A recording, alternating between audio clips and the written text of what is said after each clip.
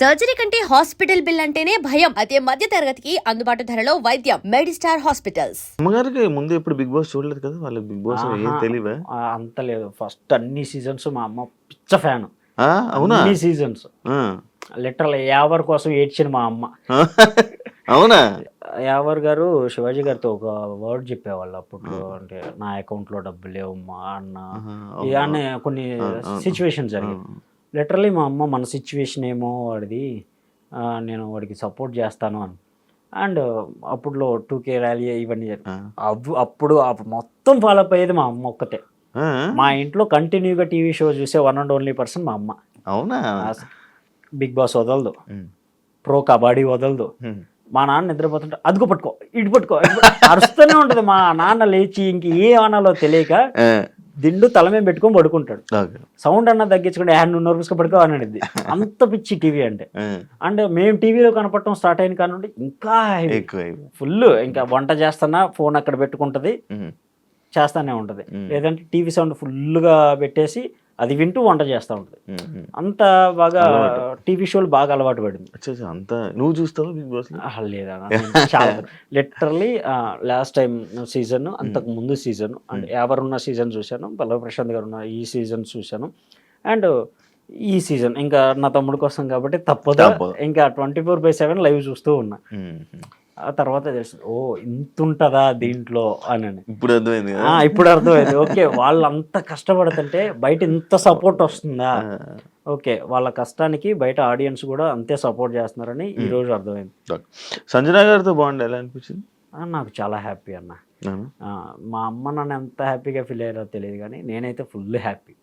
Because వాడిని నేను నా దగ్గర కూర్చోబెట్టుకుని, వాడు తలనొప్పి వస్తే నేను ఆయిల్ పెట్టేవాడిని, షూట్కి వెళ్ళేసి అలసిపోయి వచ్చి పడుకునేవాడు. కాళ్ళ నొప్పులు పుడుతున్నాయంటే నేను నొక్కుంటా తెల్లారులైనా కూర్చునేవాడు. అలాంటిది నా తమ్ముడిని కూర్చోబెట్టుకొని హెడ్ మసాజ్ చేస్తాను, నా కళ్ళ ముందు నీళ్ళు తిరిగాయి. ఓకే, నా తమ్ముడిని నాతో నేను ఎలా చూసుకుంటానో అమ్మ అలా చూసుకుంటుంది, చాలు. అందుకే అంతకు మించి ఏం కావాలని లిటరలీ మా అమ్మ నాన్న ఇమ్ము నామినేషన్లో లేనప్పుడు సంజన గారికి వేస్తారు. అవునా? మొన్న ఫోన్ చేసి ఈ వీక్ లేడు మా నామినేషన్లో అని చెప్పేసి అంటే, అయితే ఓకే సంజన గారికి వేస్తానులే అని చెప్పేసి ఫోన్ పెట్టేసి స్క్రీన్ షాట్ పెట్టింది మా అమ్మ నాకు, సంజన గారికి వేసాను చూడు అని. కానీ నామినేషన్లో చాలా వారాలు లేడు. భయం లేదా మీకు? ఎందుకు భయం? నామినేషన్ ప్రాసెస్ ఒకటే బ్రో. మన ఇద్దరం హౌస్లో ఉన్నాం, నాకు నీలో ఒక క్వాలిటీ నచ్చలేదు, వీకెండ్కి వచ్చేపాటికే నాకు ఈ క్వాలిటీ నీలో నచ్చలేదు, సో మార్చుకోమని నామినేట్ చేస్తున్నాను. అది రైటా రాంగ్ అనేది ఆడియన్స్ చూసి ఓకే వాడు ఆ క్వాలిటీ చేంజ్ చేసుకుంటాడు, సపోర్ట్ చేసి ఓటేస్తే లోపల ఉంటాడు, లేదంటే బయటకు వచ్చేస్తాడు. ఇది ప్రాసెస్. సో 9 వారాలు లేదా 10 వారాలు నా తమ్ముని ఎవరూ నామినేట్ చేయలేదంటే హీస్ పర్ఫెక్ట్ అనే కదా. ఒక్క పాయింట్ కూడా దొరకలేదు అంతమందిలో, ఒక్క పాయింట్ కూడా దొరకలేదంటే మైనస్ మీలో ఉన్నట్టు, వాళ్ళలో కాదు. వాడు ప్యూర్లీ అందరితో మంచిగానే ఉంటున్నాడు, గేమ్స్ ఆడుతున్నాడు, బాండింగ్ ప్రకారంగా అందరూ ఎలా ఉన్నారు తను అలాగే ఉన్నాడు. అండ్ సపోర్ట్గా నిలబడ్డాడు, ఎవరన్నా బాధలో ఉంటే ఓదార్చాడు. ఎవడ గెలిచినా వాళ్ళకి వెళ్ళి అప్రిషియేషన్స్ ఇచ్చుకుంటా, నా తమ్ముళ్ళు జెమ్స్ అండి అన్నాడు, అంతగా నిలబడ్డాడు. ఇప్పుడు మినిమం మనం గెలవకుండా పక్కన వాళ్ళు గెలిస్తే మినిమం అన్న ఫేస్లో కనపడద్దు, మనకు మిస్ అయింది ఆ ఫీలింగ్ చాలా మందిలో చూస్తాం. బట్ నా తమ్ముళ్ళు అది నాకు కనపడలే. వాడు ఎంజాయ్ చేస్తాడు, ఎవడ గెలిస్తే ఏంటి వాడు గెలిచాడు, అది ఫీల్ ఎంజాయ్ చేస్తాడు. సో నాకు అది హ్యాపీయే కదా. అండ్ మోరోవర్ ఆడియన్కి కూడా అదే చాలా బాగా కనెక్ట్ అయింది కూడా. 9 వారాలు 10 వారాలు నామినేషన్ లేకుండా ఒక్కసారిగా రాగాలని ఇన్ని వారాలు మన ఎంటర్టైన్ చేసిన వాడికి ఒక ఓటేస్తే ఏమైందని చెప్పేసి అందరూ వేయటం స్టార్ట్ చేశారు. సో ఆ వీక్లో నాకు తెలిసినంత వరకు తనకి చాలా మంచి ఓట్స్ పడ్డాయి.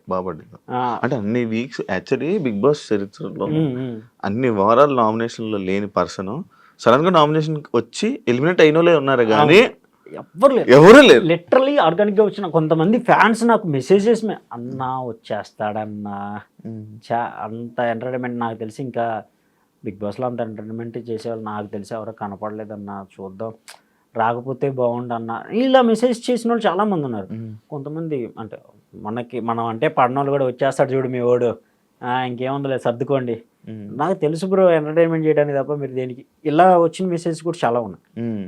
సో నేను జస్ట్ చూసి వదిలేసి మన ప్రయత్నం మనం చేద్దాం. ఉమ్, ఆడియన్కి నిజంగా నచ్చితే ఉంటాడు, ఉమ్, నచ్చలేదు అనుకో ఓకే, నువ్వు నచ్చని పర్సన్ నువ్వు లోపల ఉన్నా వేస్టే, బయటకు వచ్చేసాయి. నేను రెండూ యాక్సెప్ట్ చేస్తా. ఉమ్, సో అదేవిధంగా నేను చూస్తూ ఉన్నా ఓటింగ్ ఎంత వస్తుంది, ఈ రివ్యూవర్స్ చెప్పేవాళ్ళు ఎలా ఉన్నాయి, బయట ఓటింగ్ జనాలు ఏమనుకుంటున్నారు, ఇవన్నీ గమనిస్తూ కూర్చున్నా తప్ప నా సైడ్ నుండి ఆఖరి మూమెంట్లో నైట్ 12 అవుతుంది అన్నప్పుడు తప్ప నేను ఓటు వేయలే.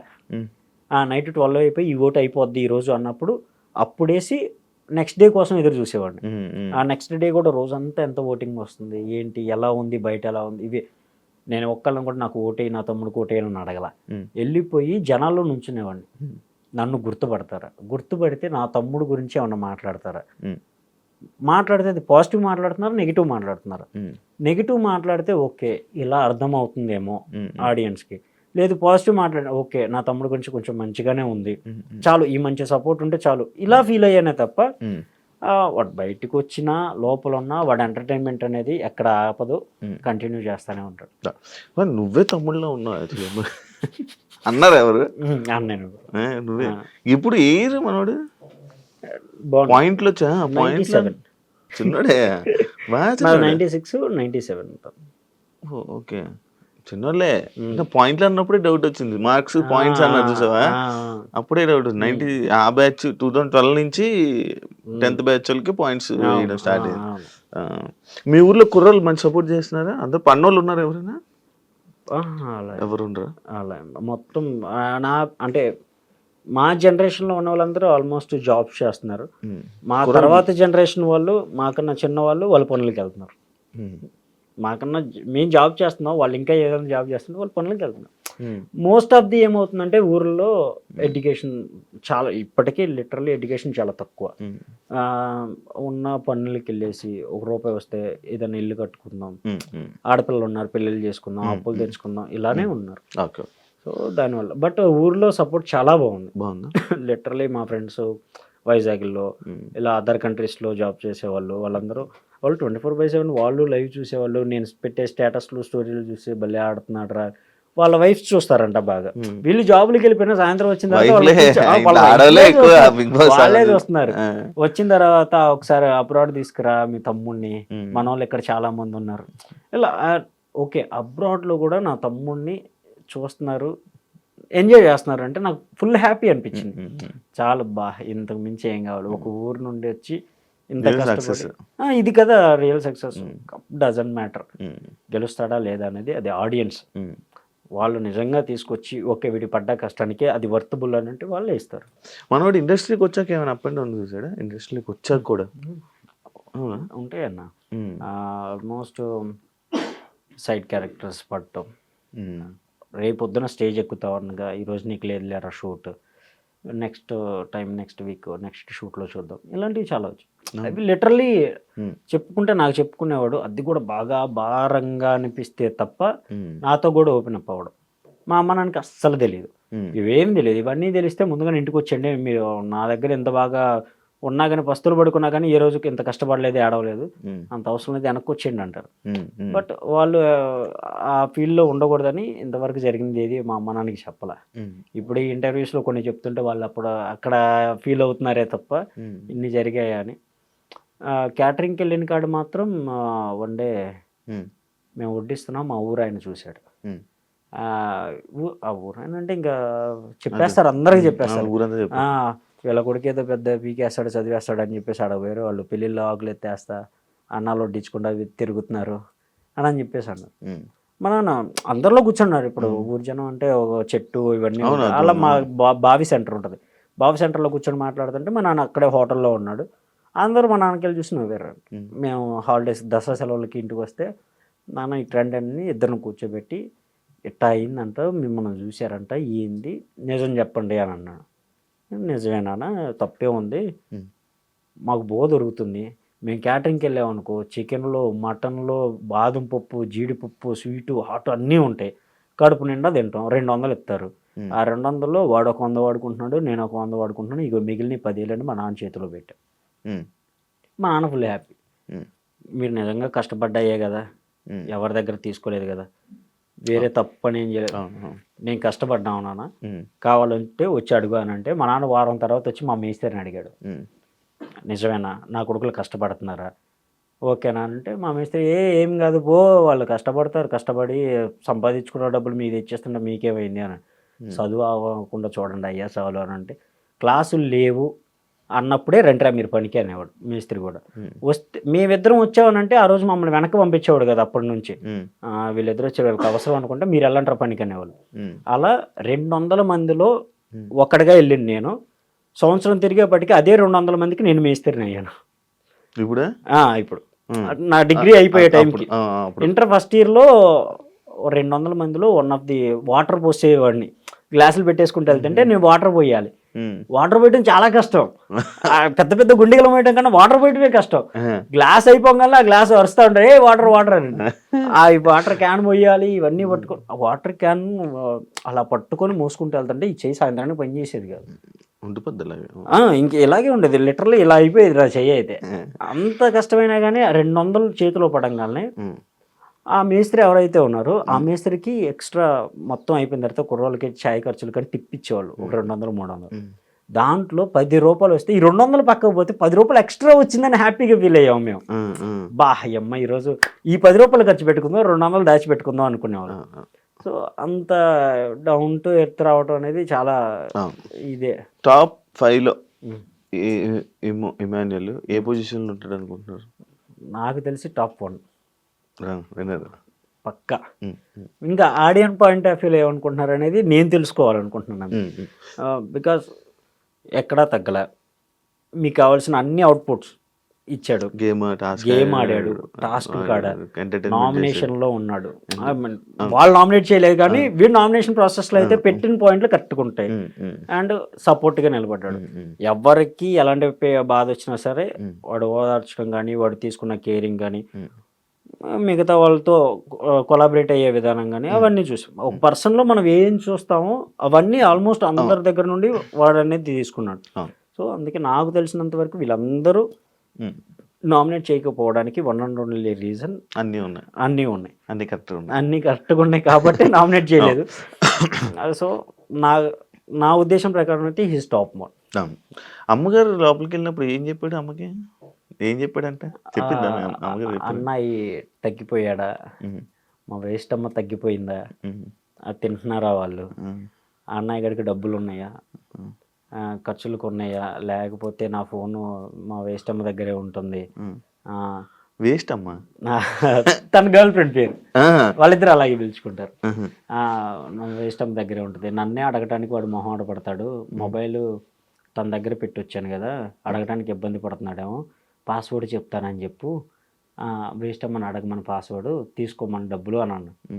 అవసరం లేదు, మొబైల్ అన్నయ్యకే ఇచ్చేసింది తను, ఏమన్నా ఉంటే బావ మీరే వాడేయండి నాకు వద్దు అని చెప్పేసి అన్నయ్య దగ్గరే ఉందంట మొబైల్ అంటే. అవునా సరే ఓకే, వాడిని ప్రశాంతంగా తినమని, అనవసరంగా టెన్షన్ తీసుకోవద్దని చెప్పు, నేను బాగా ఆడుతున్నానా అని చెప్పేసి అడిగాడు. అప్పుడు విజిలేసి చెప్పింది మా అమ్మ, సూపర్ ఆడుతున్నావు, 2 రాష్ట్రాల ప్రజలకి ఈ వద్దు అనుకున్న 2 రాష్ట్రాల ప్రజల్ని ఆదరణ పొందుతున్నావు ఇది అని చెప్పింది. వెళ్ళేటప్పుడు మాత్రం అన్నయ్యని అడిగానని చెప్పు, హ్యాపీగా ఉండమను, తగ్గిపోయాడా. లిటరల్లీ నాకు ఈరోజు నా ఫోన్లో ఉన్న 10 రూపాయలు కూడా నా తమ్ముడు సంపాదించిన డబ్బులు. అసిస్టెంట్ డైరెక్టర్గా నేను చేసేది బ్రో, నేను చేసే అసిస్టెంట్ డైరెక్టర్ పనికి మహా అయితే 15,000 ఇవ్వటం చాలా ఎక్కువ, కానీ పని బీభత్సంగా ఉంటుంది. ఆ 15,000లో నా రూమ్ రెంట్ ఖర్చులు, ఆఫీస్కి డైలీ వెళ్ళే పెట్రోల్ ఖర్చులు, టీ ఖర్చులు, మధ్యలో ఎవడన్నా తగిలి మామ ఏంటి సంగతులు అంటే మళ్ళీ ఆడుకో టీ ఖర్చులు, ఇవన్నీ ఉంటాయి. సో నేను సంపాదించింది ఏం లేదు, లిటరల్లీ ఇల్లు కట్టింది తమ్ముడే, కారు కొన్నది తమ్ముడే, పండగలు వస్తే అమ్మ నాన్నకి బట్టలు తీసుకునేది తమ్ముడే, నాకు బట్టలు తీసుకునేది తమ్ముడే. నా ఫ్యామిలీ మొత్తాన్ని 1 man షో లాగా నడిపిస్తున్నాడు వాడు. సో అంతగా చేసే నా తమ్ముడికి నేను ఇచ్చేది ఏంటంటే వాడు హ్యాపీగా ఉన్నాడా లేదా, వాడికి ఏదైనా అవసరం ఉందనంటే అండగా నిలబడటం తప్ప నా చేతులారా నేను చేసింది అది ఒక్కటే. Super done bro. మన ఆడియన్స్కి ఇమాన్యుయల్కి ఏం చెప్పాలనుకుంటున్నాను? ఆడియన్స్కి నేను చెప్పేది ఒకటే, తను మీరు చూస్తున్నారు, నిజంగా తన గేమ్ మీకు నచ్చి జెన్యూన్ అనిపిస్తే సపోర్ట్ చేసి విన్నర్ని చేస్తారని మనస్ఫూర్తిగా కోరుకుంటున్నాను. Done, super thank you bro, all the best, మీ కెరీర్ కూడా all the best. And Emmanuel కూడా తప్పకుండా విన్నర్ అవుతాడు. విన్నర్ అవ్వాలని మనస్ఫూర్తిగా కోరుకుంటున్నాను. Thank you bro. And congratulations. Thank you bro. చూసారు కదా ఇంటర్వ్యూ, ఇంకో గెస్ట్తో మళ్ళీ ముందు కలుస్తాం. అంతవరకు so thank you. And for more videos, Please subscribe to iDream. Please subscribe to iDream. Please subscribe iDream. And please subscribe to iDream. For more videos, subscribe to iDream. please like, share and subscribe to the channel. Congratulations, iDream. Subscribe to iDream. Subscribe to iDream. So subscribe to iDream Media. iDream की iDream team अंदर की huge congratulations. Please subscribe iDream Media. Please subscribe to iDream. Subscribe iDream. Please subscribe to iDream. iDream అంటే నా కళల channel subscribe చేసుకున్న నోరు తిరుగుతలేదు, మీరైతే గంట గుర్తు కొట్టండి. For more such videos, please subscribe to iDream. Subscribe to iDream. Please subscribe to iDream. Please subscribe iDream Media. Please do subscribe to iDream. Please subscribe to iDream Media. For best entertainment and information, please subscribe iDream. And don't forget to subscribe to iDream.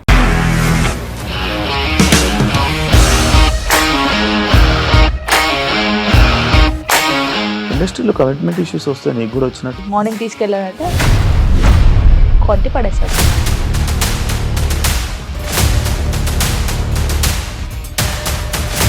ఒక్కళ్ళు కూడా చూడలేదు ఈ cinema అని చెప్పడానికి కూడా చాలా ధైర్యం కావాలి. అది నిజం కదా, దాంట్లో ధైర్యం ఏంటి? ఇది నెక్స్ట్ డే ప్లేట్ మార్చేస్తే తప్పు కదా. As of now, we are comfortable this అని నేను అనుకుంటున్నాను. రష్మిక గారిది మీది ఒకే ఊరు అంట కదా.